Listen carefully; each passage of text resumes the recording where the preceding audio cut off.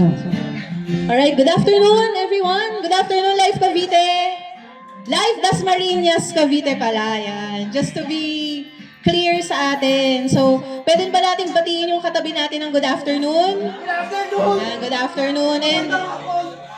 And welcome sa ating once a month na Discipleship Day. So let us all stand up and let's give God our highest praise for this afternoon. Just want to encourage each and every one of us. Psalm 100 verses 1, 4, and 5. Make a joyful noise to the Lord, all the earth. Enter His gates with thanksgiving and His courts with praise. Give thanks to Him. Bless His name. Why do we have to give a joyful noise to the Lord? Bakit pag nag-enter tayo sa presence niya as we come together to worship, bakit may pasasalamat, may thanksgiving? Bakit natin binabless yung name niya? I believe, Life Dasma, that this is the reason. For the Lord is good. Can you say that? For the Lord is good. Sino sa atin naniniwala that our God is a good God? Na ang goodness ni God, hindi yan nakadepende sa kung ano yung nangyayari sa buhay natin. Pero si Lord, He'll always be good because that is who He is.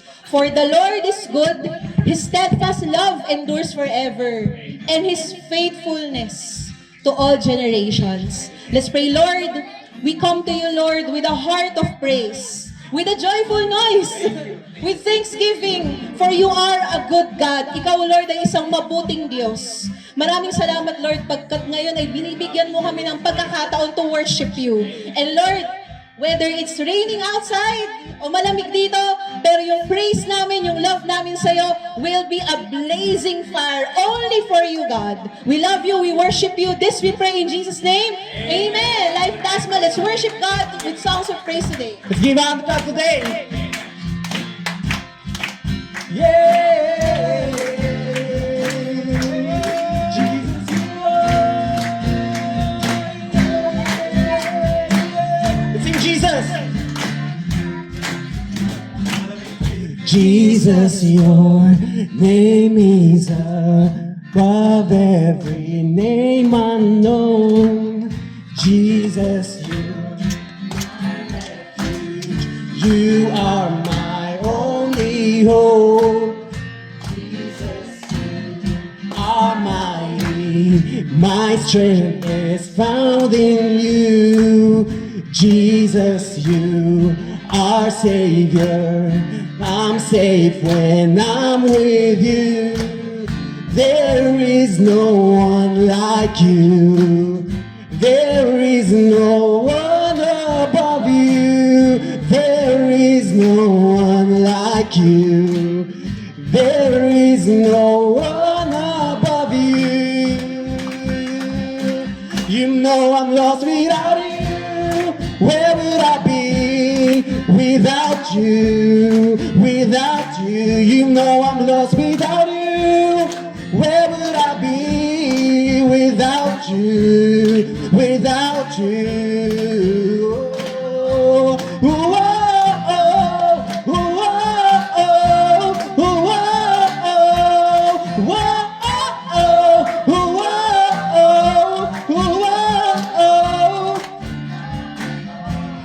Jesus, You are. Jesus, You are. Jesus, You are my God. You take my fears away. Jesus, You are my King. You guide me in the way. Jesus, You are strong. You take my fears away. There is no one like You. There is no one above You. There is no one like You. There is no one above You. You know I'm lost without You. Where would I be without You? Without You. You know I'm lost without You. Where would I be? You know I'm lost without You. Where would I be without you? Without you, you know I'm lost without you. Without you, without you.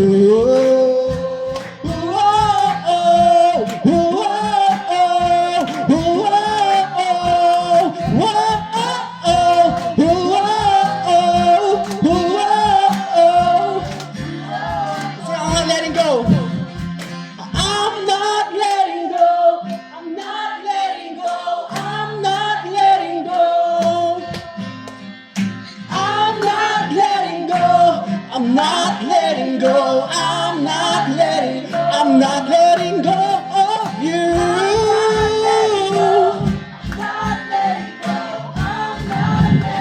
Come on, declare.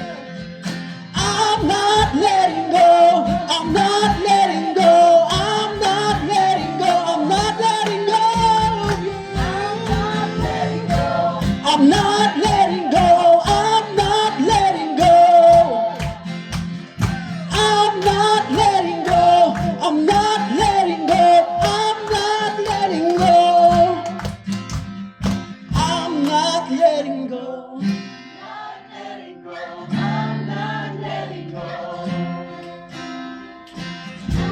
not letting go. I'm not letting go. I'm not letting go. You know I'm lost without you.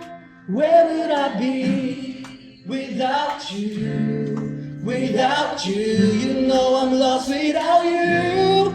Where would I be without you? Without you, you know I'm lost without you. Where would I be? You know I'm lost without you. Where would I be without you? Without you.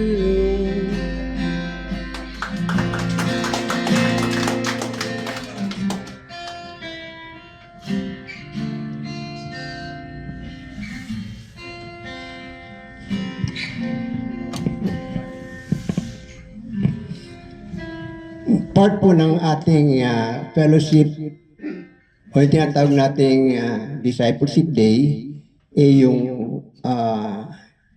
pagbibigay. Ito yung tawag natin na call to giving. Okay, at gusto kong basahin muna bago tayo magbigay. Ilan po sa atin excited magbigay? Yan po ba? Excited? Amen. So, sa 2 Corinthians, ayan, yung English version, yan, babasahin ko sa Pinoy version, ano po? Sundan nyo na lang.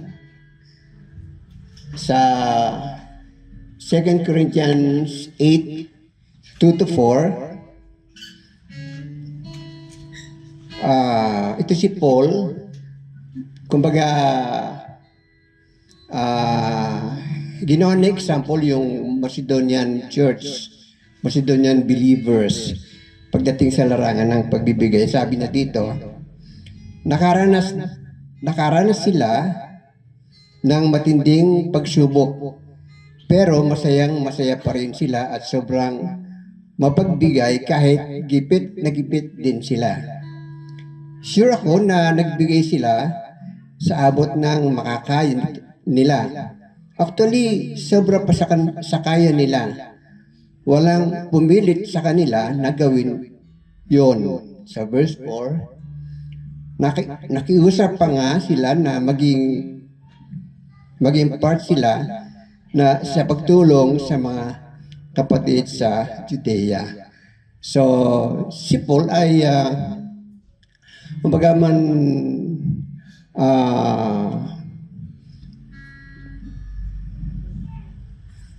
ginawa na example yung Macedonian church pagdating sa pagbibigay.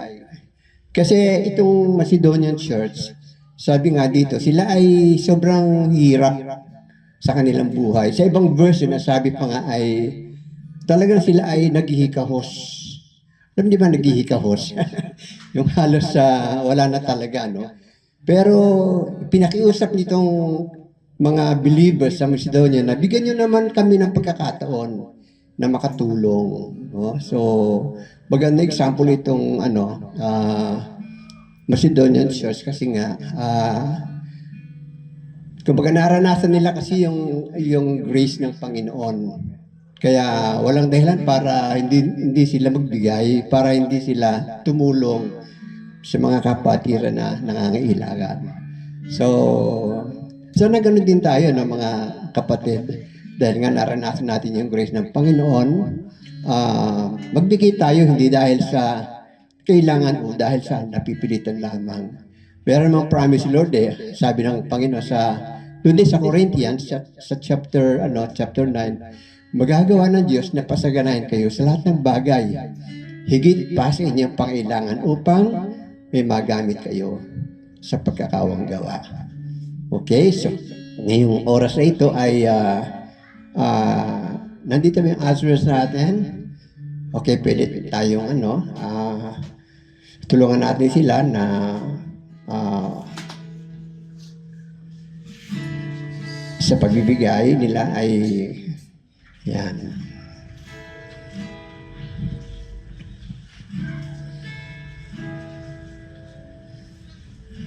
Okay, pag-pray natin. Extend natin yung ating kamay sa mga offering na ito. Lord, salamat dahil sa grace mo sa amin, Panginoon. Hindi ka nagkulang sa patambiyaya mo sa amin sa araw-araw. Kaya naman kami nagpapasalamat na meron kaming pagkakataong makapagbigay para kami ay makatulong sa iyong gawain. Panginoon, bless mo nga po, Panginoon, mga kamay na nagbigay ng kanilang mga kaloob. Palain mo kanilang buhay, kanilang trabaho, kanilang negosyo, Panginoon. Hayaan mong laging sumagana ang kanilang puso sa pagbibigay, Panginoon. Panginoon, salamat po dahil ang iyong kasaganaan ay hindi limitado, Panginoon. Sabi mo nga sa salita, Panginoon, magagawa mo kaming pasaganain higit pa sa aming pangangailangan, Panginoon. Kaya naman kami ay, Lord, hindi kami nagsasawa na laging maging kabahagi sa pagtulong sa iyong gawain, Panginoon. Kaya pinupuri ka namin sa iyong pagpapala sa amin ngayong oras na ito. At sa natitirang bahagi ng gawain ngayong oras na ito, Panginoon, pinagkakatiwala po namin ito sa iyo, Panginoon. This we pray in Jesus' name. Amen. Amen.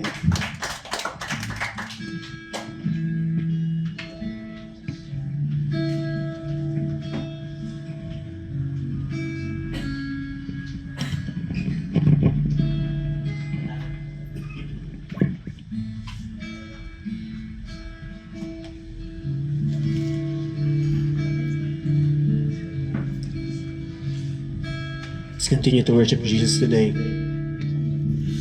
Jesus, we worship you, Lord.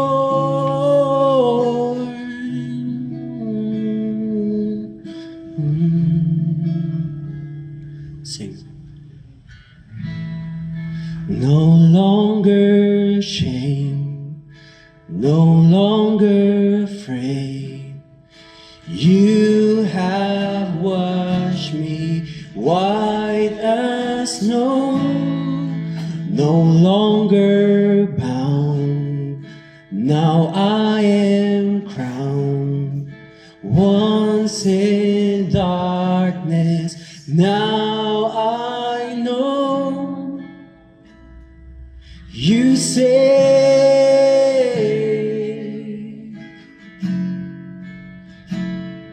you say, and you give me beauty for ashes, and you pull me close to your heart. You have turned my mourning to dancing. That's what you do. That's who you are. Sing brand new eyes. Brand new eyes, brand new hands. You have wiped away my past.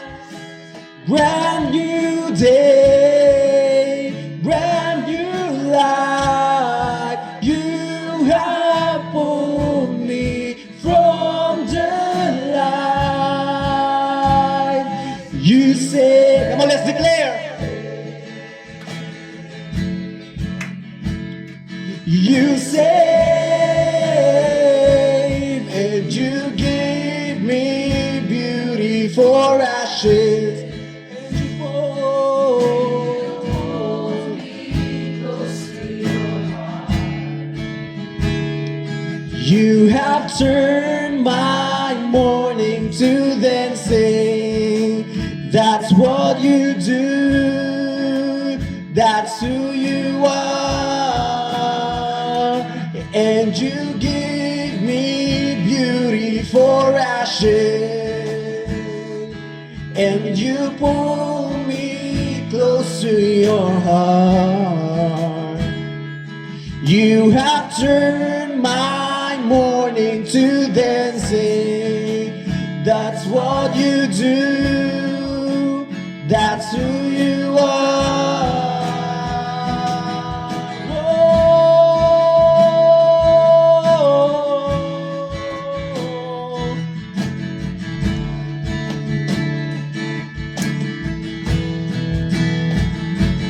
I'm no longer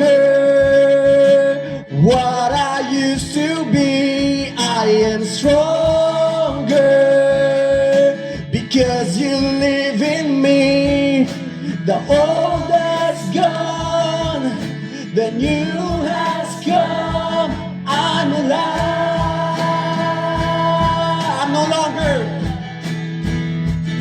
I'm no longer what I used to be. I am stronger.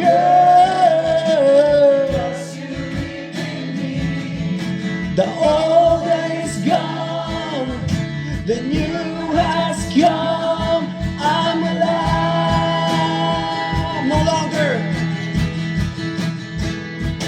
I'm no longer what I used to be. I am stronger because you live in me.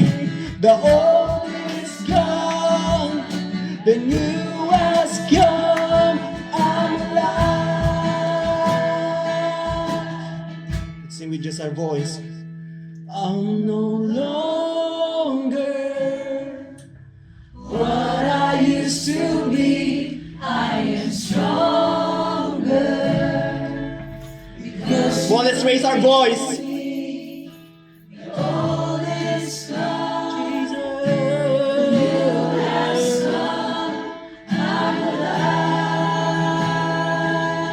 Declare,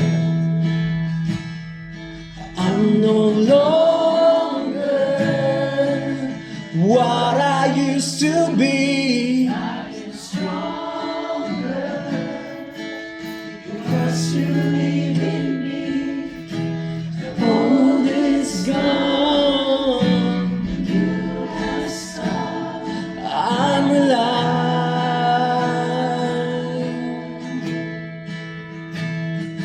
I'm no longer what I used to be. I am stronger because you live in me. The old is gone, the new has come. I'm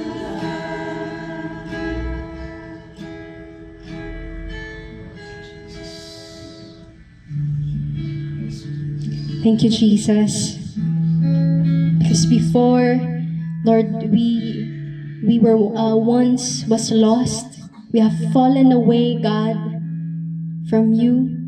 But because of you, Jesus, we are able to draw near to you, God. We are able, Panginoon, na lumapit sa'yo kasi una kang lumapit sa amin because of your grace to us. Thank you, Lord. In Jesus' name. Let me encourage you in this word in Hebrews chapter 4 as we pray our prayer points today. Sabi po sa Hebrews chapter 4 verse 16, let us then with confidence draw near to the throne of grace, that we may receive mercy and find grace to help in time of need. You know po, kaya na po nating i-approach ang Panginoon or lumapit sa Panginoon because of the confidence that we have. Confidence ba na nanggagaling sa sarili natin? No, but confidence that comes in Jesus Christ. Tunay nga po na kapag lumalapit tayo, no, ako po, pag lumalapit ako sa magulang ko, tapos may request ako, minsan di ako makalapit sa kanila kasi pag may nagawa akong mali, niya ako. Di ba minsan ganun din tayo kay Lord? Minsan nahihirapan tayong lumapit sa Kanya. Pero alam po natin na dahil kay Jesus Christ, hindi na tayong nahihiyang lumapit. Mahihiyang lumapit sa Panginoon because of the grace that we have received in Jesus Christ. Sabi po dito, confidence to draw near to the throne of grace. You know, as we pray po sa ating dalawang prayer points, two things that we will be praying for is yung mga kapatid natin, mga kababayan natin na biktima ng typhoon victims. So, as we pray for them, we know that as we, approach God today, we will receive mercy. Amen. And we will find grace to help in time of need. Sige po, hanap po tayo ng kapartner natin. And then, we will be praying for the typhoon victims, mga nasalanta ng bagyo. Pag-pray natin sila.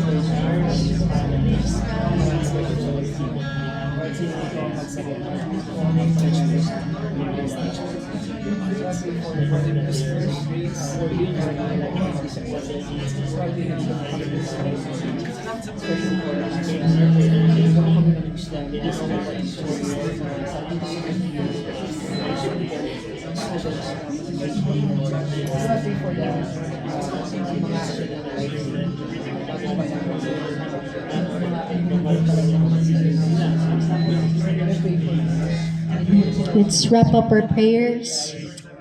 Thank you, Lord, for our prayers. God, are being heard by you, Jesus. We claim, Lord, and we believe in you, Jesus, that whatever we have prayed or asked, Panginoon, if it's according your will, it shall be done to us. We honor you, Lord. We lift your name above all else. In Jesus' name we pray. Amen and amen. Okay?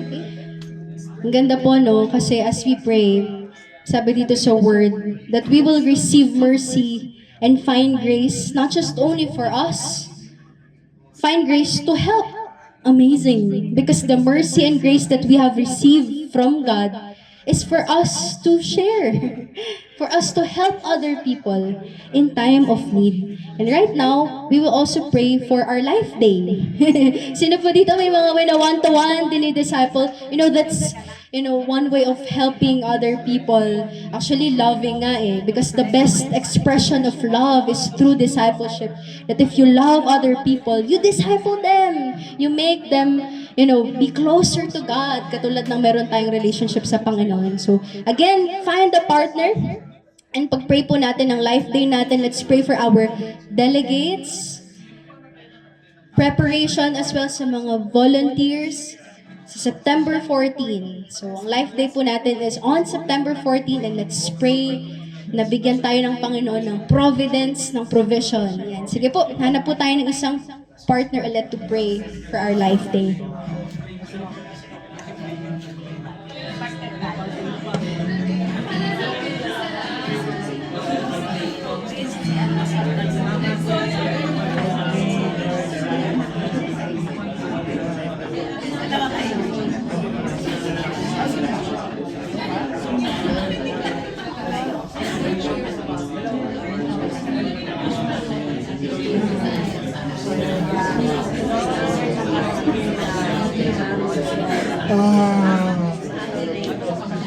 Yes, God.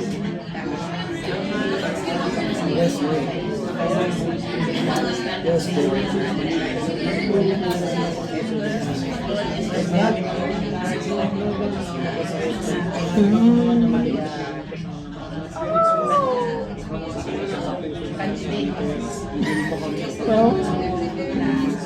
Bigyan mo ng Panginoon ng bago yung puso namin at grace. Mapuno kami ng pagkawalas. Pero din marami ni Yes, Lord. Punas kami hindi mo. Hindi na maturo sa pansa. Pero ikaw na Panginoon. Alam, kapisado mo. Salamat po sa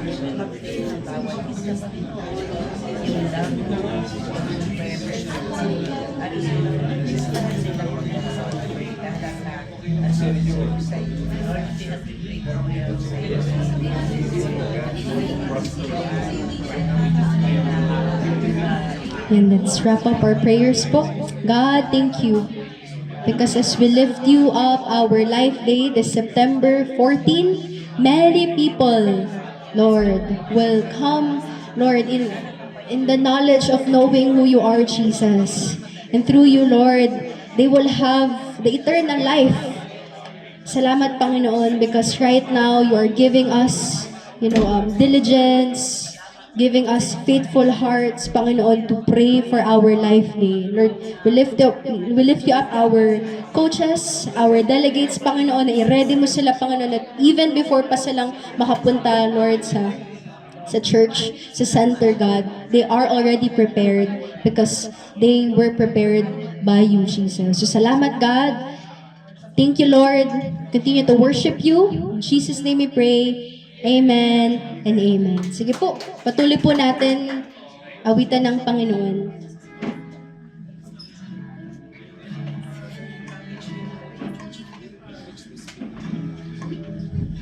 Let's continue to worship Jesus today.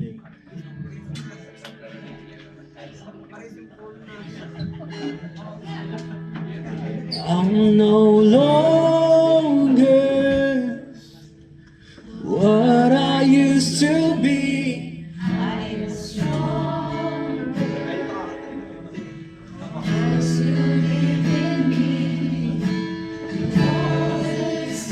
Declare I'm alive. Sing for the last time. I'm no longer what I used to be. I am stronger.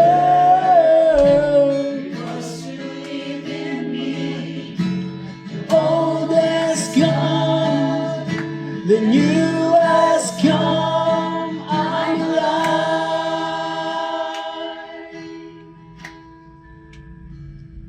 and you give me beauty for ashes. And you pull me close to your heart.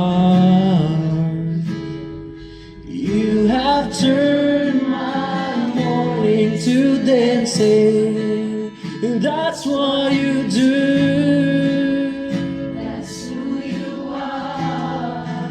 And that's what you do. That's who you are.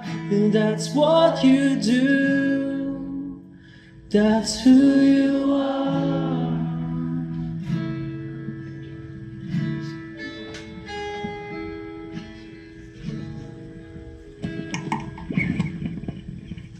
Let's read from Luke chapter 7, verses 11 to 17. Soon afterward, he went to a town called Nain, and his disciples and a great crowd went with him. As he drew near to the gate of the town, behold, a man who had died was being carried out, the only son of his mother, and she was a widow. And a considerable crowd from the town was with her. And when the Lord saw her, he had compassion on her and said to her, "Do not weep." Then he came up and touched the bier, and the bear stood still. And he said, "Young man, I say to you, arise." And the dead man sat up and began to speak. And Jesus gave him to his mother. Fear seized them all, and they all glorified God, saying, "A great prophet has arisen among us, and God has visited his people." And this report about him spread through the whole of Judea and all the surrounding country. Lord, we thank you for your word. I pray, Lord, na kami po as Life Dasma, we will get to see, not just know, not just see, but experience your grace that changes us. May we hear from you today. Bless you, the preaching of your word. May the preaching of your word, ito Lord, yung maging worship ko sa'yo. At Lord, yung pakikinig namin ng word, ang maging worship namin sa'yo ngayong hapon. Ito po ang aming panalangin sa pangalan ni Jesus. Amen. We may all take our seats. Yun. Yeah.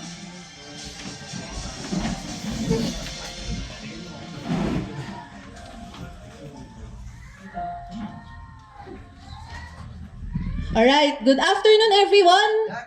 Good afternoon. Pwede niyo po bang sabihin sa katabi ninyo, good afternoon? Good afternoon. Yan, so, hello po, my name is Anna. I'm one of your pastors here in Life Dasma. Last month, I believe that God is really with us. Yan. And I am so privileged to share to you God's word this afternoon. Yan. So, flashback lang tayo last month. Actually, this was taken as a picture. Yan. During Life Novaliches. Life Novaliches is our sending church. It's 17th anniversary. And it is also yung time natin wherein Pastor Taps, so siya yung kasabay ko na nag-campus missionary way back 2016. And then ako po, we were ordained as pastors. Yan. So when we say ordination, ano na lang to parang formality na lang of what we have been doing for the past 9 years. And I am so privileged and so blessed na kahit po ang layo ng pinanggalingan ng iba sa atin, yan. So nandyan, syempre from the very beginning, nandyan in the beginning was the word. Pero nandyan si Pastor Eric, yan. OG pastor natin from Life Nova na unang na-send dito sa Cavite. No battery, please charge. Yan. So, thank you, no? Yan. Shishuni. Yan. Shishi. Yan. And then, syempre, we have the Marquez family and the Surzo family over there. So, thank you for the 9 years and more. Yan. Kina Engineer Ferdin, kay Sister Nor. For the 9 years and more, yan, of loving God together and serving His people. Of course, we have there yung mga students dati na ngayon, lumaki na horizontally and vertically, no, yan. So, nandiyan yung mga students namin from TUP na now young professionals. Yan. And then, nandito din yung some of the families that have been journeying with us this year. So, I'm very privileged na kahit hindi man po tayo magkakasama lahat, yan, alam ko gusto natin pumunta, no, kung isang jeepney ride lang yung Nova. Pero, thank you for really showing your love to God this day. And this was our picture taken last month sa D-Day natin. So, yung D-Day natin last month, we've talked about Burn Brighter. Sino dito? Nandito last month. Yan. Burn brighter daw kahit na malamig ngayon. Kailangan yung faith natin. Kahit na kakapakita lang ng haring araw ngayon, today, Sunday, I pray that our faith will burn brighter for God. And also, yan, so I want to make this, a tradition tradition talaga, pero hanggat maaalala natin. Sino sa atin dito may birthday tayo ng July? Yan.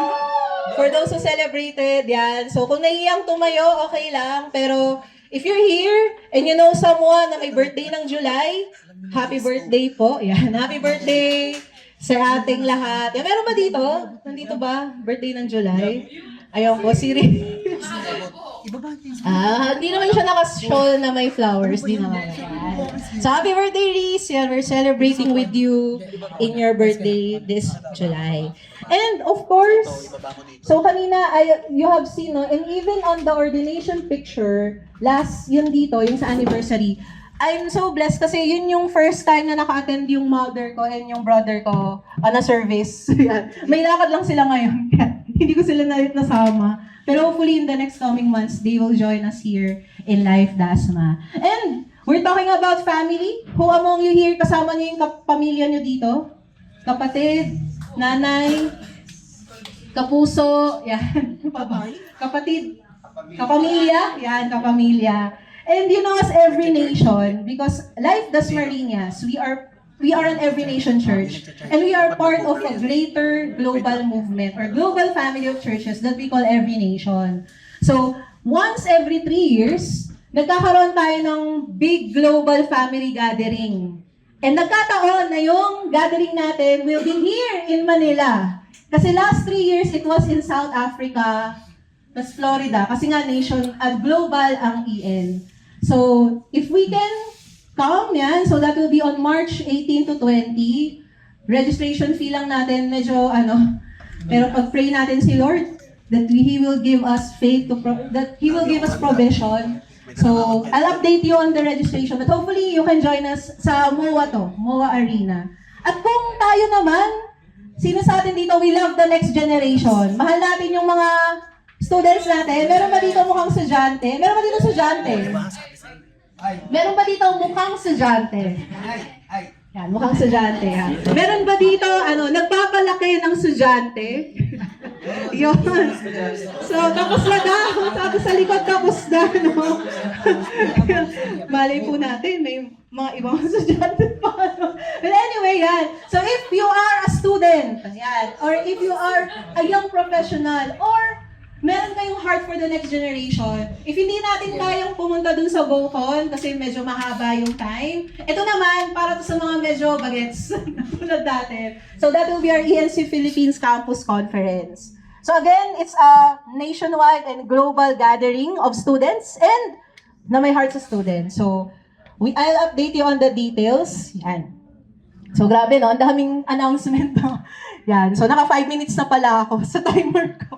Well anyway, yan, we are having a new series. Di ba kung mapapansin natin, every month, meron tayong theme. Iba-iba yung theme natin kada buwan. Pero for July and August, meron tayong series. And we call that Grace Changes Everything. Yan.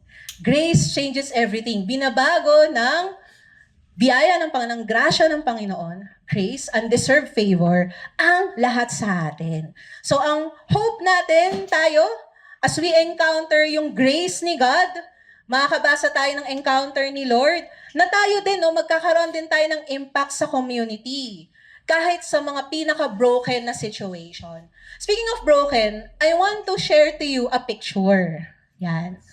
So, sino sa atin artsy kayo? Mahilig kayo sa art? Yan. Sino sa atin ma-arte? Yan. So, sino sa atin artist? Yan. Meron ba? Sino sa atin ang pangalan natin Art? Si Tito Arthur pala, si Brother Arthur. Well, anyway, so this is what we call kintsugi. Kintsugi. So this is an ancient Japanese art of repairing pottery with gold.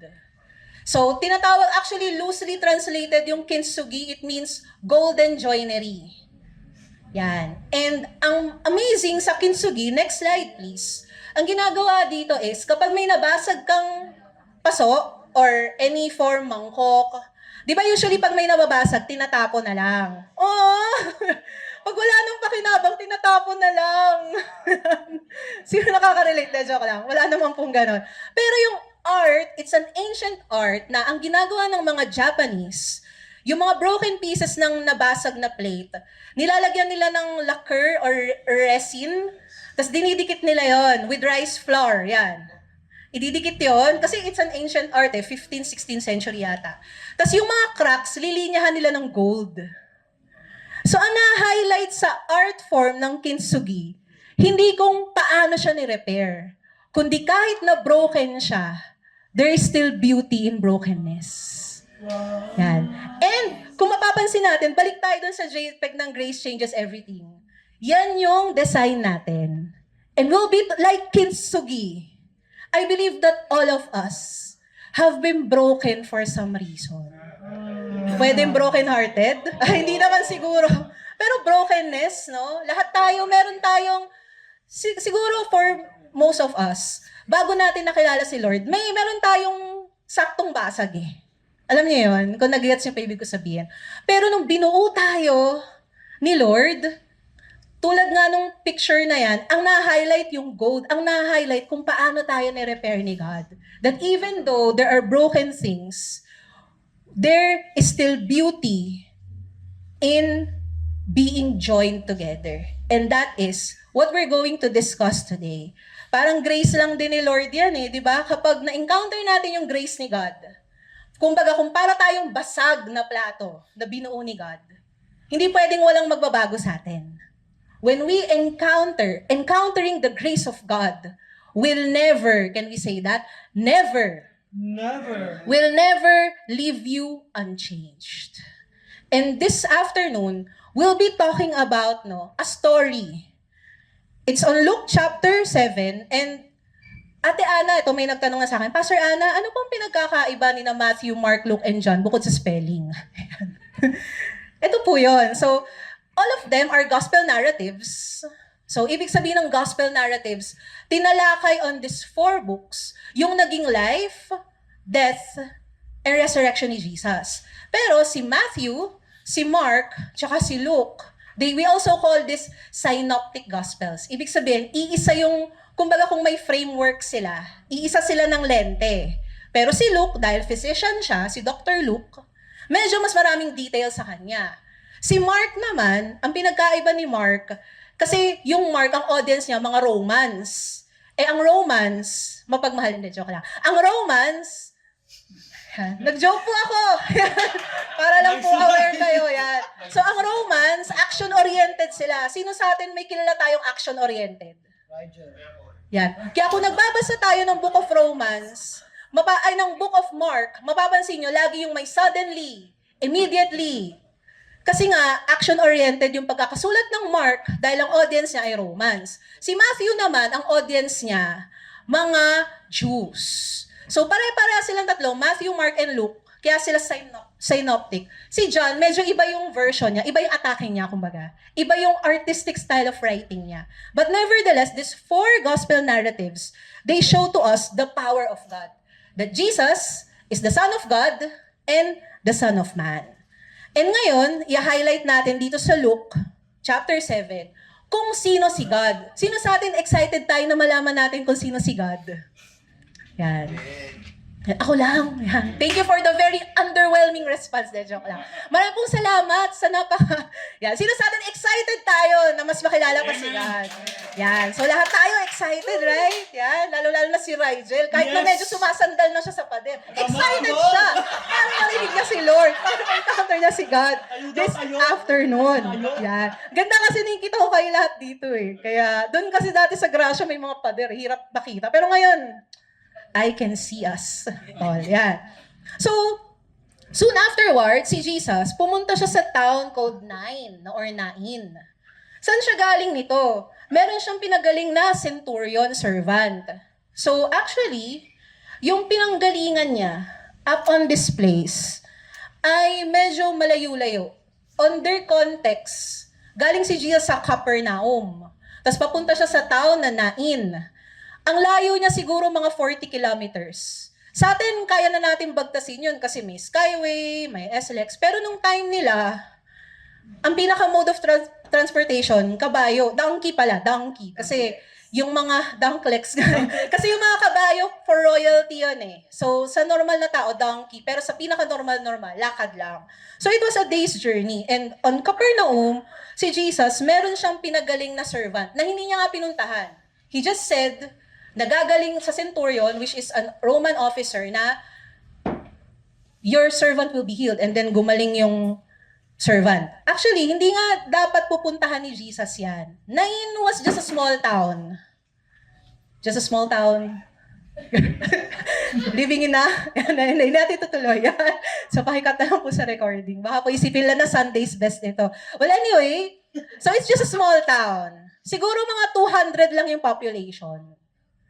Yan. So, 200 lang. So, ito yung mga magkakakilala, no? Yung kakakilala yung mga nasa paligid.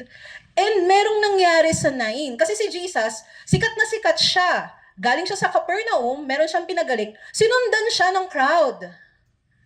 Eh, dumaan siya for some reason sa Nain. Mamaya malaman natin kung anong meron doon. So, may nagpo-follow kay Jesus na crowd na na-amaze sa kanya. Kasi magaling siyang magpagaling. Siyempre, kaya nga siya magaling. Nung gumagawa siya ng miracles. Pero yung mga tao doon, they want Jesus because of what He can give, not because of who Jesus is. So my question, unang part pa lang to, no? Alam ko naman po nakikinig tayong lahat, di ba? Kasi worship natin kay Lord yon. Ang question ko sa atin, and ako, while studying this text, am I following Jesus because of what He can give to me? Or am I following Jesus because of who He is? Hopefully, we'll get to have an answer as we end later. Hindi pa tapos yan. So, pumunta na yung crowd. And then, well, for context, the word Nain means pleasant, delightful, beautiful. Can you look at the person seated next to you? Mukha bang pleasant yan? Mukha bang delightful? Mukha bang beautiful? Yan. So, yung ibig sabihin ng word na Nain. Pero, may nangyari sa Nain. Ano yun? Nung papunta na si Jesus sa gate and yung disciples niya, behold. When you say behold, kumbaga kapag nabasa natin sa Bible, yung word na behold, let's take notice, let's consider. Ano daw yung meron papasok si Jesus sa town? So one day siya halos na naglakad, almost a day's journey. A man who had died was being carried out, the only son of his mother, and she was a widow, and a considerable crowd from the town was with her. Look, Jesus being followed by a great crowd. And then on this side, merong isang lalaki na namatay. Dinadala na siya palabas ng town. Sa atin, di masyado nagbe-make sense kasi may St. Peter, yan, merong funeraria. Pero remember, for us to understand the Bible, we have to understand kung ano yung world nila. So during their time, yung mga Jews, wala pa silang formalin. So ang Jewish custom, within the day, kailangan mailibing yung patay. So, ano nang ginagawa dyan? So, ano yan? Dinadala, may nanay, may pamilya, may crowd. So, ano yan? Anong meron dyan? Isayang? Ililibing. Yan. Ililibing na siya niyan. Hindi naman po procession dito. Pero ano yan? Pero parang Tagalog, funeral procession. Wala lang kumakanta ng ikaw ang aking tanging yaman. Wala lang kumakanta, saka walang puting balloons. Pero on their context, procession yan. Ngayon, tingnan natin, bakit ni-note na, tingnan yung si Luke kasi, si Dr. Luke na nagsulat nito, very precise to. So, ibig sabihin, yung bawat words na nilagay niya, may meaning yan. Sabi niya, yung man, only son of his mother. At yung nanay, widow. Ano ba yung widow on their time? Bukod sa mga babae, yan, wala for female empowerment, pero sa totoo lang, ang mga babae sa Jewish culture, second-class citizens, wala silang bilang sa society. Nagkakaroon lang sila ng meaning kapag, number one, kinasal sila.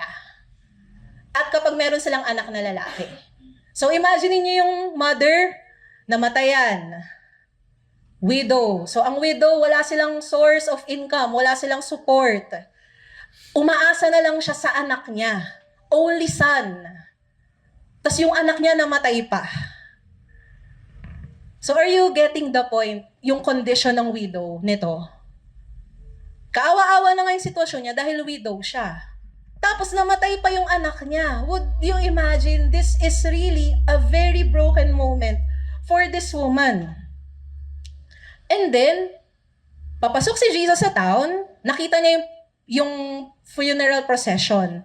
Anong sabi ni Jesus? Sabi dito, when the Lord. So may change of tone si Luke from calling Jesus, and then Lord na yung description niya dito. When the Lord saw her, hindi lang yan yung nakita. Kaya nakita ko si Rigel. Nakita ko lang siya. Na nakadilat. Yan. Nakita ko siyang nakadilat. Yan. Pero kung talagang susuriin ko siya, parang medyo pumikit ka kanina, bro. Bago mo tinaas yung thumbs mo. Well, anyway, yung kapag sinabi na saw in the Bible, hindi lang tiningnan, kundi talagang may, kumbaga, naka-laser focus. Yan yung gamit ng, yung literal translation ng word na saw. He had compassion on her. Hindi lang siya naawa, kasi compassion is not naawa, compassion is not mercy, pero ang compassion, parang meron tinitwist sa tiyan mo, na kailangan mo aksyonan. Example, naparami ka ng kinain. Tapos kailangan kang may gawin. Naghahanap ka ng CR kasi meron kang kailangan gawin. At after nun, pagkalabas mo ng CR, success. Yung origin ng word ng compassion in its original meaning, ganun yun. May nakita ka at hindi mo mapigilan na walang gawin. Yun ang ibig sabihin ng compassion. Hindi ka lang naawa, hindi lang pity, but you have to do something. It's having pity with action. That's compassion. Sabi ni Jesus doon sa widow, again, widow, namatayan, walang-wala na siya sa buhay, syempre, iyak siya. Ililibing na yung anak niya. Tapos anong sabi ni Jesus? Do not weep. Hindi ba kayo na-weirdohan sa sinabi ni Jesus? Kung ako yung isa sa crowd, Jesus, namatayan. Balo. Yan lang yung only source of living niya. Tapos di mo sabihin na umiyak. Parang, kung ako yung nakakita kay Jesus during this time, kung ako lang naman, Jesus, okay ka lang ba? Nakapag-almusal ka ba? Malayo ba yung nilakad mo? Parang, di ba, kung may kita mo, parang, in our lens, parang wala siyang, ako lang ba? Parang ang insensitive mo naman, Lord. Ako lang, yan. Ako lang yung magka-question sa dito. Kung ako lang, di ba parang, ang weird, Lord. Malungkot, naglalamay, ililibing na, tapos hindi iiyak. Ano ibig mong sabihin? Parang insensitive ni Jesus dito. Pero could it be? Could it be that Jesus is saying na wag siyang umiyak kasi He will do something to turn the circumstance around? Maybe for this afternoon, meron sa atin dito, tulad nga po na mention ko, meron tayong own form of brokenness. Pwede na mukha tayong okay, financially, physically, pero sa totoo lang, kung titingnan talaga natin yung laman ng puso natin, meron talaga tayong brokenness in our hearts. And maybe for some of us, iniiyak natin kay Lord, yung sinasabi, Lord, hindi mo ba nakikita yung situation ko? Lord, I've been praying for healing, let's say, for so long. Na gumaling ako sa ganitong sakit, hindi mo ba nakikita yung sitwasyon ko? Lord, nabuhay na ako na ganito na yung buhay namin. Uunlad pa ba kami? Hindi mo ba kami nakikita? Pero tulad nung nakita ni Lord dun sa widow, the Lord saw her. He had compassion. And He said, do not weep. Maybe the word of the Lord for some of us this afternoon is, don't weep. Because I'm going to do something to turn your situation around. Verse 14, ito na. So, nung sinabi ni Jesus na, huwag kang umiyak, medyo, Jesus, ang weird nun ah. Pero ito, mas weird to. Anong ginawa ni Jesus? He touched the buyer. Ano yung buyer? Sa context natin, stretcher. Kasi sa Jewish custom, wala silang coffin. Hindi di ba ang kabaong, yan, nakasara yun eh. Pero sa kanila, stretcher lang. Tapos binabalutan lang ng linen yung mga patay, tapos dinadala na ganon. Baka saan tayo mapunta din? Baka nasa baba na pala ako, di ko alam. So, stretcher, yan. Para, nakita na po tayo ng stretcher. Yan. So, sa mga medical professional, nakita na tayo dyan. Siguro sa iba sa atin, tulad ko dati, naka-experience na ako malagay dyan. At, yun lang. Yan. So, mga hindi naka-experience pa, pwede po tayo manood ng mga medical telenovela. May kita po natin yon. Anong ginawa ni Jesus? Hinawakan niya yung gilid ng, kung ito yung stretcher, yan. Hinawakan niya yung stretcher. Hindi niya hinawakan yung patay. Kasi meron silang Jewish custom na kapag humawa ka ng patay, 7 days, tas maghuhugas ka pa, ang dahil mo kailangan gawin. Pero kapag humawa ka lang, malapit ka lang, may ceremonial purification rites pa rin yun. Anong sinabi ni Jesus? He came up and touched the bier. And the bearer stood still. Yung may dala, tumigil naman. And he said, "Young man, I say to you, arise." Grabe, kung ako yung naka-witness talaga, ewan ko po kung nakaka-relate kayo, pero usually, pag nagbabasa ako ng words sa Bible, tinatry kong ilagay yung sarili ko sa crowd. Parang Netflix movie. Grabe, nung sinabi ni Jesus na, "Young man, I say to you, arise." May kita natin dito yung authority ni Jesus eh. That only He has the authority to speak life and to give life. Pansinin natin dito, the man who says, "Stop crying" or "Do not weep." Kasi, maybe he can turn the situation around. He only has the ability to make something dead alive again. So maybe, ako tayo iniisip ko when I was studying the word. Kaya sinabi ni Jesus na "Do not weep," hindi dahil sa wala siyang concern sa situation ng babae. Kundi nga, meron siyang gagawin to turn the life of the widow around. And that is, "Young man, I say to you, arise." Kapag sinabing arise, hindi yan yung pinapartner sa ulam. Yan, para, hindi yan, yan. Yan. So kapag sinabing arise, hindi lang yan yung sumikat, yung araw, yun din yung literal translation or one of the meanings is to get up, gumising.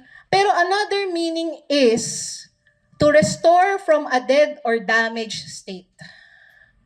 So yung pagkakasulat pala ng word of na arise, ganon. Hindi ka lang nagising. Papasok na, arise, hindi ganon. Kundi, there's something dead at mare-restore yun. Yan. So maybe for us, meron tayong, di ba sabi ko kanina, may level of brokenness tayo. Pero what if, kasi po, whenever we preach the word, syempre, una-muna na nag-aano sa amin yan as preachers. Nung inaaral ko siya, "Lord, hindi naman po ako patay. Pero meron akong mga pangarap na namatay. Meron akong mga situation na feeling ko, dead na to. Wala nang mababago dito. It's dead. It's not moving." Di ba when in their custom, pag sinabing dead water, ito yung mga nakaimbak na tubig. Yung living water, yung mga dumadaloy. So maybe right now, there may be situations in your life that seems dead. Dead faith, dead hopes, dead ambitions. Lord, is there still a way out from this? But let me tell you this afternoon. What if the Lord is saying to you, young man or young woman, or man or woman, di ko kasi alam kung young and old. What if telling you child? What if sinasabi ni Lord sa inyo, "Child, I say to you, arise." There may be situations in our lives that God wants to bring to life again. Maybe something dead. Maybe something na isang bagay na parang wala nang pakinabang. Wala nang, alam niyo yung parang damage na, broken na. Pero I believe that the word of the Lord for us is, arise. At anong nangyari? Yung dead dreams natin, yung dead hopes natin, probably kasi hindi lang yan physical death eh. Metaphoric yan. God is saying to us, arise. Or maybe naman, nasa season tayo ng wilderness, ng desyerto. Yung parang walang, di ba may tumutubo ba sa desert bukod sa cactus? There's nothing growing in the desert. Paano kung yung journey natin kay Lord ngayon, para siya tayo nasa desyerto, na parang tuyo? Pero, sabi nga rin sa word sa Isaiah, God can bring streams of water in the desert. So ibig sabihin, si God, as we put our faith in God, He can change our situation. When I say faith, hindi siya yung faith in ourselves. Hindi siya faith in what we can do. Hindi siya faith in faith. Hindi siya faith in what I have. Pero when we talk about biblical faith, it's faith in God. So when we say faith, maraming klase nga ng faith eh. Hindi yun faith in God. Pero ang gusto ni Lord sa atin, magkaroon tayo ng faith sa Kanya. Kasi pag sinabing faith kay Lord, that He can arise in our, that we can arise in our situation, sabi sa word yan eh. Unang-una, nagkakaroon tayo ng faith sa word niya. Ang word ni God, hindi siya na, nakahiwalay itong Bible, nakahiwalay itong ganon. Actually nga, the application of the Bible, it's how we live our lives as Christians, as Bible-believing Christians. Hindi siya dichotomy. But it's more of, we apply the word, we have faith when we know who God is when we read the word. Kaya nga, pinag-aaralan talaga natin yung word ni God eh. Kasi dyan tayo nakakuha ng faith. Faith in God. And God wants us to have faith in Him. Faith is being sure of things hoped for. Sure ka na gagawin niya. Ebidensya ng mga bagay na hindi nakikita. God wants us today that as He speaks, I say to you, arise. What is your situation right now, Life Dasma? Where are you? Are you in the point na you're weeping kay God? Meron kang iniiyak kay Lord? Nasa point ka ba ngayon na, Lord, parang patay na tong sitwasyon na to, parang hindi na ako magbabago, parang hindi na ako gagaling, parang hindi na ako unlad. Parang ano ba, dreams, dead purpose. The word of the Lord, it's clear for us. He, the authority who gives life, He has the ability to resurrect, to raise up something again. Ito na nangyari, verse 15, the dead man sat up and began to speak. And Jesus gave him to his mother. Ang galing ng picture kasi si Jesus, siya yung may authority na magbigay ng buhay.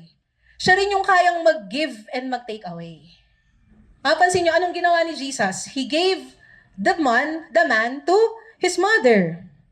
We can see here His sovereignty. Tapos anong nangyari? Anong effect? Fear seized them all. Pag sinabing fear, hindi ito yung horror, yan, kakaba-kaba, shake, rattle, and roll. Hindi yan yung type ng horror, na fear na nandyan. Pero when you say fear, it means may reverence tayo. May respect. Napawow sila. And nagkakos yun for them to have fear in the Lord. Na itong Jesus na to, hindi lang to ordinaryong karpentero from Nazareth. Pero anong sabi nila? Fear seized them all. So, pwede nakasama yung 200 people from Nain dyan, tsaka yung crowd na nahatak ni Jesus nung papunta siya. All sabi, fear seized them all. Tapos anong ginawa nila as a response? They glorified God. Ibig sabihin, pinapurihan nila si Lord. Sinabi nila na may propeta na among us. Bakit ba important yung great prophet? During their time, this was called the intertestamental years or 400 years of silence. From the book of Malachi up until when Jesus nag-incarnate siya. So hindi sa walang Diyos pero walang fresh revelation from God. Kasi during their time, si Lord gumagamit siya ng mga propeta para isabihin yung mensahe niya. So during this time, 400 years tahimik. Walang fresh prophetic revelation. Tapos prophesy sa Old Testament na si Lord ay may propeta na magsasabi ng name niya. Na magsasabi from His midst that will bring His word. So they were saying, naku, may propeta na after 400 years. May miracle na nangyari, may sign na nangyari. Binisita ni Lord yung mga tao niya. Hindi ito yung nagbisita na, uy, may bisita, maghanda tayo ng pagkain. But it's more of, merong fresh revelation si God during that time sa kanila. Maaring ngayon, what if binibisita na pala tayo ni Lord ngayon? Hindi para kunin tayo, siguro hindi pa naman po second coming, pero alam niyo yun na kapag may time na may one-to-one or may life group, yung mararamdaman nyo na nandito yung presence ni God, meron namang ganon, parang iba tong Figaro hindi lang sa malamig, pero parang may something na hindi mo ma-explain na sacred yung place, holy yung place. Yan. So it's what we call visitation of God. Visitation of God to His people. So what if si Lord, binibisita tayo niya ngayon? Yan. Baka yung iba sa atin natutulog, binisita na ni God, tulog, hindi tuloy natin nakita. Hindi tuloy natin nasabi na, di ba kapag may bisita tayo, ito nakita ko to when we had our life group, sa bahay po, sa Holiganga family, and even sa mga Marquez, even to the Ravinas, kapag may bisita, excited ka, naguluto ka, ganyan. Kasi wow, may bisita. What if si Lord, binibisita na pala tayo ngayon? Pero, tulog tayo. Pero, late tayo. Pero, pwede na, you're physically present, but you're mentally absent. How will we sense the visitation of God? It doesn't mean that we're here. Kaya minsan may tanong ako sa mga students ko, are you here? Yes, ma'am. Hindi dahil nandito sila, kundi nandito ba talaga tayo? What if God is visiting you right now? How will you respond in His visitation? So, anong nangyari? Fear seized them all. They glorified God. And then, this report about Him spread throughout the whole of Judea and all the surrounding country. Wow! Hindi lang sa small town of Nain, with 200 people. Pero isipin ninyo, no? Ito, nakakalimutan ko siyang i-mention on the first part. Pero yung Nain, hindi siya talaga kasama sa itinerary ni Jesus. Kasi maliit lang siya. Kasi parang insignificant. Kasi parang hindi importante. Si Jesus, pinagaling niya, kung magbabasa tayo ng Bible natin, yung pinanggalingan niya, nagpagaling siya. Ito patay na to, mapapagaling mo pa ba yung patay? Hindi na. Kaya ngayon dead kasi vital signs, 0/0. Wala na, expired na. Yun nga yung medical term. Parang insignificant pa ba na pagalingin ng isang taong patay na? Hindi, di ba? Kasi patay na eh. Pero tingnan niyo yung kung paano nakita ni Lord yung situation ng widow tsaka nung man. Mukhang insignificant, pero sa kanya may value. Sinadya pa niya, pinuntahan pa niya, binuhay niya pa yung son of a dead widow. Parang ganun din tayo, right? We may think na sa totoo lang, when we are with God, sobrang insignificant natin. I-compare natin kay God. Sino makakatalo kay God? Yan, kayo na po dito. Wala talaga. Pero isipin natin, kahit sa mga insignificant moments in our lives na parang hindi importante, si God pala nakatingin doon, si God pala nagkikare doon. And yun yung gusto ko na makita natin, magkakasama dito sa Live Dasma, that no matter how insignificant our situation is, no matter kung gaano kaliit minsan yung tingin natin sa sarili natin or sa ibang tao, pero dahil si Lord, He is a compassionate God, He sees us. He loves us. Meron ba tayong mga kinaiiyak ngayon kay God? Na pwedeng mag-cause sa atin na, Lord, ito yung situation ko, ganyan. Mukhang insignificant sa iba. Meron akong kinoach na estudyante na sabi niya, lagi niya sinasabi to, young pro na siya ngayon, ate mukha lang siyang insignificant, siguro parang maliit na bagay lang sa'yo, ganyan. Pero sabi ko, walang maliit na bagay kay Lord. Kasi nakikita niya yung bawat sitwasyon natin eh. Walang, ate sorry baka kasi napaka-irrelevant na sinasabi ko kasi ganyan-ganyan. Walang ganun. Lahat tayo, mahalaga tayo kay God. And He sees us. And meron siyang compassion sa atin. What are the things that we are crying for right now, Life Dasma? God is saying, do not weep. I'm going to change your circumstance. Ano yung mga bagay na parang patay na sa atin ngayon? Dead situation, dead hopes, dead dreams. God is saying, arise from that. Because He is going to give life to that. 3 truths that I would want to share for us as I end. Number 1, si Jesus. He is our compassionate God. Ibig sabihin, hindi lang siya naawa sa atin, pero meron siyang ginagawa. Minsan, hindi lang sa timeline natin. Dito tayo minsan medyo sumasablay. Kasi minsan, yung may mga answered prayers tayo na gusto natin sa timeline natin, sa paraan na gusto natin, sa circumstance na okay sa atin. Pero si God, He is a loving God, but He is still God. He's no respecter of men. He's still God. So He answers, He sees us. May nakita nga po kong post sa Facebook. Yan. Kasi po, di ba, noong nakaraan, maulan, so, syempre na-check ko, kumusta na kaya yung mga tao natin sa Life Dasma? Check ko nga yung profile. Hindi, joke lang. Baka matakot sila. In-unfriend na ako. Hindi. Minsan nag-check lang ako. Kumusta para mapag-pray, ganyan, or tingnan yung situation. May sinabi doon, si Lord, lagi siyang sumasagot ng panalangin. Kapag yes, it's a blessing. Kapag no, it's a redirection. Kapag wait, meron siyang great purpose for that.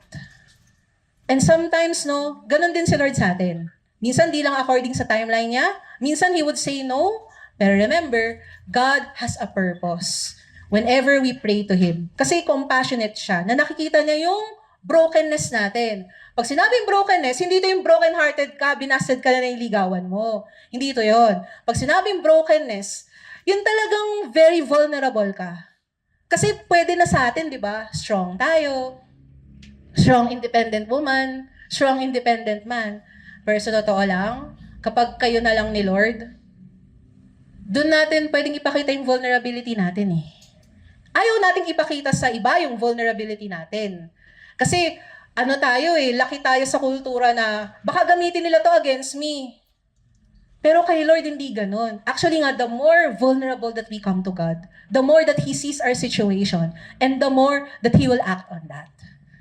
So saan nakikita yung brokenness natin kay God? When we pray to Him, when we come to Him, when we read the Word, when we are accountable with people that helps us grow in discipleship, that's when we can say na, Lord, you see my situation.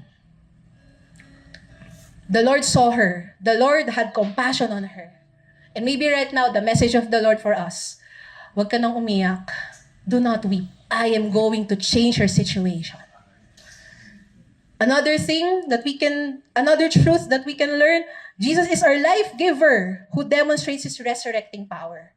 Actually, yung ginawa niya sa dead man, binuhay niya from the dead, pero eventually, namatay din yon. Ang tawag doon, niresuscitate niya. Yan, medyo malalim-lalim na medical term, no? Wala. Ayan, ako lang yata yung... Ay, hindi, si Lyra pala. Ano yan? Medical, or for us, di ba? Ibig sabihin, parang sini-PR. Na-revive. Ayun, na-revive. Pero, yung meron na power si Jesus, when He lived again, after the death on the cross, after the third day, ang tawag na resurrection power. Right, tama, sabi nga ng Tumblr na nalaglag. Ganun ka-powerful si Jesus. And hindi lang siya powerful. He is also a life giver. What if the Lord is saying to you right now, arise. Ano yung mga dead dreams na meron kayo ngayon? Ano yung mga vision na parang dead? Ano yung parang purpose na meron ba? Baka ngayon nasa season tayo ng wilderness natin. God is a life giver. He can create streams of water in the desert. Big sabihin, kahit anong situation yung meron tayo, when we have faith in God, not in us, not in what we can do, not in what we can give, but in God, He is going to give life in our situation. And lastly, when we encounter the grace of God, encountering grace, God's grace and love compels us to glorify Him and make Him known. Let's say if there's a cure for cancer, and you are the only one who knows that, itatago ba natin? Hindi, di ba? I-share natin. Baka may kapamilya tayo may cancer. I-share ko nga itong treatment na to. Ni Doc William, hindi, joke lang. I-share ko nga itong treatment na to. Kung parang gano'n, no? I-share mo talaga. Pag may maganda kang gamot na nakita, may magandang workout na nag-work sa'yo, kaya siya nag-workout. Yan. Ibig sabihin nun, kapag, joke po yun, pero ibig sabihin, yan. So, kailangan pala may clarification pag mag-joke ako, hindi. No? Yan. Joke po yun. Nag-work kasi siya, palabas. Kaya nag-workout. Yan. Di ba kung anyway, going back, if merong isang maganda na nangyari sa atin, we get to share that. Hindi mo pwedeng hindi i-share. Kasi ang ganda nung naranasan mo eh. Kung talaga, Life Dasma, na na-encounter natin si God, are we compelled to glorify God and make Him known? Let me make a case for us this afternoon before we end. As the fear of God, I believe na yung fear of God, nakita natin on how great He is. Winworship natin siya through songs of praise kanina. Winworship natin si Lord when we gave sacrificially. Winworship natin siya nung sacrificially. Ano daw? Sacrificially. Yeah. Winworship natin si Lord when, sorry to tulun. Winworship natin si Lord nung we prayed for one another. Kasi we're being dependent on God. When we hear the Word of God today, ang question, filled tayo ng reverence ni Lord, right? Alam naman natin kung sino si God. Pero ito na, kung talagang na-encounter natin siya dito, let's go. Let's be compelled by the love of God to glorify Him and to make you known. As I've said, encountering the grace of God will never leave you unchanged. How can we help people to encounter the grace of God? When we help them follow God. When we do one-to-one with them, ang one-to-one, hindi lang yan session na magbabasa kayo ng libro. Pero for me, when I do one-to-one, yes, may reading, but it's more of, ito yung naranasan ko when I got saved. Siyempre, may guide pa rin, kasi baka kunin natin sa ibang idea yung wina-one-to-one natin. Pero actually, when you do one-to-one, it's really a testimony.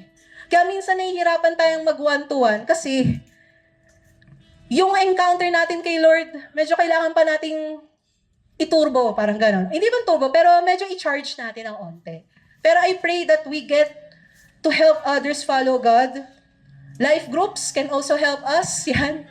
So, I have some pictures, yan. So, wag pong magtampo yung wala, kasi po, yan lang po yung nakuha ko. Kasi po, 2:00 po ng umaga yan. O 3:00 yata. Yan, inayos ko pa po, yan.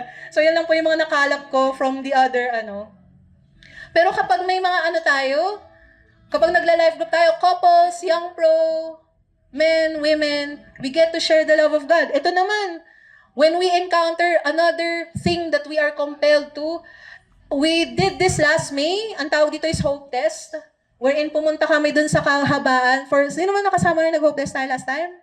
Yay! At meron tayo dun na sharean ng love ni Lord, si Ate Jenny, yan, kasama ng anak ko yan. Saan ba si Ate Jenny dito? Andito po kayo. Ayun, ito po, di ba? Ito po kayo. Yan. Yan. So, di ba? Hope Test, pumunta lang tayo niyan dun sa kahabaan ng CQT, namigay ng biskwit at nag-share ng love ni Lord. Every soul is valuable to God. So, as we have, di ba, encountering God's grace and love, it compels us to glorify Him and make Him known. Later on, we'll be giving kasi pwede na, Ate Ana, excited na kami na i-share yung word ni God. Pero sino? Yan, di ba? Meron ba kayong tanong? Sino? Paano? Saan? Kailan? Meron tayong what we will give. We call this the VIP list. Yan. So, hindi na tayo mahihirapang mag-identify. Pwedeng kapamilya nyo, pwedeng mga pumunta sa church na bumisita lang, pwedeng kung may office mates kayo, may classmates, yan. Old friends.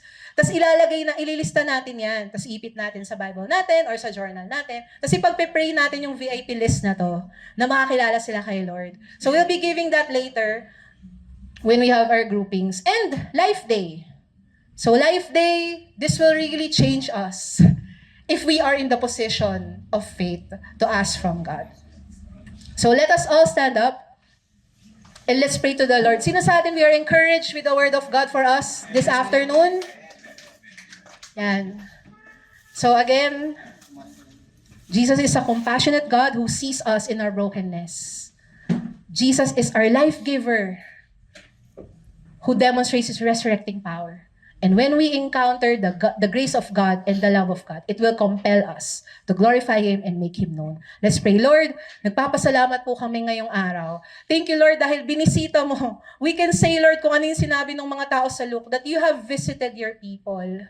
Lord, maraming salamat for being in our midst this afternoon. For letting us see, Lord God, na kung parang kami, Lord, yung pottery na ginawa sa kintsugi, sa totoo lang, we're broken. We're vulnerable. Meron kaming levels of brokenness, of death, of weeping. Pero thank you, Lord, because when we encounter your grace, you are changing us. Lord, I pray for all of us right now. Kung meron, Lord, dito in our midst, there are situations in their life, maybe diseases, maybe poverty, situation in life, broken relationships, dead visions, dead faith, dead purpose, dead dreams, dead ambition. Then Lord, we are holding on to your word. And thank you, Lord, because you're saying to your people right now, for us to do not weep, to stop crying because you will change our situation. You are a compassionate God na nakikita kami in our brokenness, in our vulnerability. Thank you, Lord, because for some of us, you're saying, my son, my daughter, arise. Kung ano yung dream na yon, kung ano yung purpose na yon, kung ano yung vision na yon, Lord, I can just sense that you are restoring, you're bringing to life things that are dead before. And Lord, sabi mo nga sa word mo, you are a God who can make dry bones come to life. Right now, Lord, I can see that some of the people here, meron silang pinangahawakan for so long. And for them, patay na ba to? Wala na atang pag-asa ko to, diskartehan ko na lang. Pero thank you, Lord, kasi sinasabi mo sa kanila ngayon that you are arising in that, Lord, there is rising up in their situation right now. Na Lord, meron kang binubuhay sa puso nila, sa purpose nila, Panginoon. And thank you, Lord, because hindi lang kami nandito sa Life Dasma para mag-meet lang dito sa napakagandang lugar na to, para lang mag-share ng love with one another, mag-fellowship. Pero tinawag mo rin kami, Lord, para yung mga ibang tao na di ka pa kilala, marinig nila, Lord, yung goodness mo, yung grace mo, Lord. Lord, kung may mga bagay na pumipigil sa amin, minsan, Lord, nagdadahilan pa kami, kasi Ate Ana, ay kasi Lord, ganito lang yung ano namin, kasi ganito lang eh. Kasi di pa kami ready. Pero Lord, lagi kang ready para gamitin kami. Minsan, Lord, kami lang yung may ayaw. Kasi minsan, Lord, iniisip namin, tungkol pa rin sa amin to. Pero I pray, Lord, strip us off of our pride. Strip us off, Panginoon, of insecurity, and clothe us with your power, with your love, with your grace, so that we can fill this place up. At hindi lang tong lugar na to, Lord, but even the campuses around this area, yung mga community, Lord, around this area, ang heart namin, tulad, Lord, nung sa Nain, that all of them will glorify you. That is our vision. That is our heart. We are not meant to be confined in the four walls of this room alone. But you have called us to go and preach your word, not just in here in Cavite, but to the nations of the world. Thank you, Lord, because we may be small, we may be insignificant in others' eyes, but you see our situation and you have compassion in us. Thank you, Lord. We breathe in. Can we all inhale? Malalim. And can we all exhale? It's a gesture na, Lord, we are inhaling your presence. And we are being filled with your love and with your grace this afternoon. We thank you, Lord. We love you. This we pray in Jesus' name. Amen. Right. So, 3:46, 3:48, we still have time to, if you need to do your one-to-one, may time tayo. If gusto niyo lang maggrupo, you can talk about ano yung natutunan natin for this D-Day. Paano nag-speak si Lord sa inyo ngayong hapon. Yan. And before we go on our, remember to take VIP lista tsaka yung cards natin. But before we continue, who among us here will love the next generation? Yeah. And because ang heart natin as every nation, as Life Dasmariñas, is to reach out the next generation, we'll be taking our time to send off one of the people who showed their sacrificial love of God. Na dapat ito pong BS Psychology major, registered psychometrician, nagtrabaho ng 3 years, ilang beses na nag-promote sa trabaho. Sa totoo lang, pwede siyang mag-serve sa Nova. Kasi she's one of the best docs. Yan. I have known her since she was a high school student. Hindi pa ako full-time. I know this woman na, gangster lang siya dati. Pero, tingnan nyo naman, kung hindi na lang love ni Lord at kundi lang miracle to, hindi ito magbe-mission dito sa Cavite. Let me call on Coach Lyra. So, we'll be sending her off. Kasi si Lyra, yan. So, alam naman po natin na ako po ang unang campus missionary natin sa Life Dasma, way back 2016. Pero we believe in the next generation is 10 times better. 10 times better. Yan, sabi sa Daniel yun eh. So right now, because I'm serving as your pastor, we would need to have people that are serving. Of course, yung mga nagdi-disciple, very important yun. Pero it is such a privilege kay Lord na mag-serve in a full-time capacity. So lahat tayo nagsaserve, lahat tayo nagdi-disciple, lahat tayo nagko-coach. Pero meron lang din tayong kasama na full-time. Yan. Tawagin ko rin po si Pastor Eric. Yan. Dito po kayo. Yan. So, sabi sa word, God gave the apostles or missionaries, the prophets, the evangelists, the pastors and teachers, yan, isa lang sila, to equip the saints for the work of service. And what a privilege it is that si Lord, binigyan niya tayo ng regalo in our midst. You are a blessing, Lyra, to this church, and we are looking forward na mag-aral ka ng mabuti. Yan. Sino sa atin dito gusto nating mag-aral siya ng mabuti? Huwag kang magkakating class. Magbabayad ka sa honesty store. Magpasa ng mga requirements. Yan. At excited na tayo na i-welcome siya sa November, sa graduation niya. Kung wala man tayo doon, may online. Yan. So, send off po natin si Lyra. Let's lay our hands. Yan, this is an act of faith. And yan. Can also Sai come here and si Josh. Yan, yung mga si Kali, si Clara, yung mga yan. Tara. Kasama ka dito, yung dalawang Josh. Tapos si Bulan, si Mac Roger kasi nandito na eh. Si Macbulan, yan. Kasi ito yung mga, tandaan natin, hindi dahil si Lyra ay campus missionary. Siya lang yung magdi-disciple ng estudyante. Lahat tayo at kasama niya tong mga taong to. To help her. Yan, in volunteer way, yan. So, pag-pray po natin si Lyra, yan. Yan, Lord, we thank you for the life of Coach Lyra. Thank you, Lord, dahil binukod mo siya, you have set her apart. And Lord, thank you because she is a blessing and her heart is to serve. Kahit, Lord, nasa Nova, sa Cavite, sa sitio Looban man yan, sa kung saang sitio mo siya dalhin. Thank you, Lord, kasi yung puso niya ay maglingkod para sa'yo. Maraming salamat, Lord, for the heart that you have given her. And I pray, Lord, na kahit nasa schooling siya, kasi Lord, sa Every Nation, mabango dun, malaki dun, ma-aircon dun. Pero Lord, I pray, Lord, that vision will arise in her. I pray, Lord, that every time she does her ministry paper, yan, she will always think of your heart for the students. Here, for the next generation here in Life Dasma. And Lord, we are excited to welcome her. And Lord, thank you, Lord, for giving her peace. Na habang nasa school siya, hindi matatapos yung ministry dito.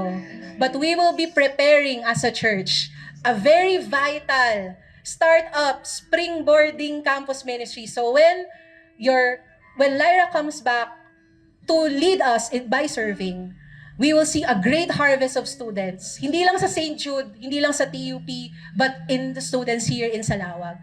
Thank you, Lord, for the stewardship that you have given to this woman. And I pray that you will keep her pure, you will keep her holy, up until, Lord God, you have called her to serve you. And Lord, wherever she goes, may your presence always be with her. Thank you, Lord. This we pray in Jesus' name. See you soon. Galingan mo, Nak. Nakgalingan mo na. Yan. And then, yun po. So, that ends our picture po pala muna, sabi po ni Coor. And then, we can have one-to-ones, we can have live groups here up until 5. Yan. Next D-Day po natin. Wait lang, baka po makalimutan. Para po ma-block na natin sa schedule natin. Palang. Ang next D-Day po natin will be 4th Sunday ng August. It's August 24. August 24 kasi po 5 ang Sundays ng August. So sa 4th Sunday tayo. August 24, yeah. Happy birthday. Yan, babatiin ka namin. Yan. So ayun po. So picture po tayo and then let's have breakout.